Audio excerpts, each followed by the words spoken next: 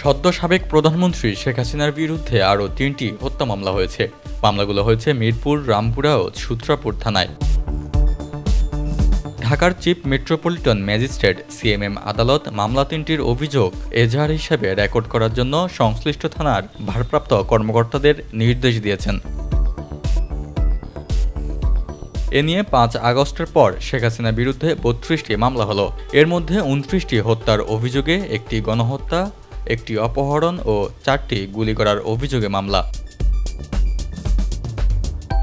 এদিকে ৩টি মামলায় অভিযোগ করা হয়েছে সাবেক প্রধানমন্ত্রী শেখ হাসিনার নির্দেশে আওয়ামী লীগ, যুবলীগ, স্বেচ্ছাসেবক লীগ ও ছাত্রলীগের নেতাকর্মীরা পুলিশকে সঙ্গে নিয়ে কোটাবিরোধী আন্দোলনকারীদের উদ্দেশ্যে এলোপাথারি গুলি ছোড়েন। এতে মিরপুরের একটি বেসরকারি কোম্পানির অফিস সহায়ক ফিরোজ তালুকদার, রামপুরার বাসিন্দা বেসরকারি চাকরিজীবী রাসেল মিয়া ও সূত্রপুর এলাকার বাসিন্দা জুনিয়র টেকনিশিয়ান এলেম আল ফাইদি নিহত হন। এর মধ্যে বেসরকারি চাকরিজীবী রাসেল মিয়াকে হত্যার অভিযোগে প্রধানমন্ত্রী শেখ হাসিনা সহ ২৮ জনের বিরুদ্ধে মামলা করেছেন তার স্ত্রী শারমিন আক্তার।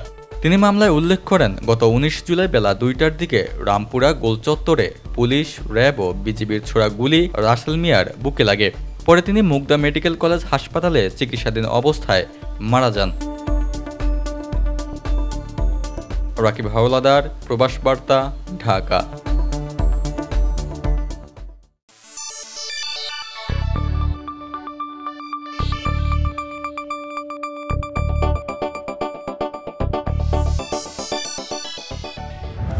আপনারা দেখছেন প্রবাস বার্তা।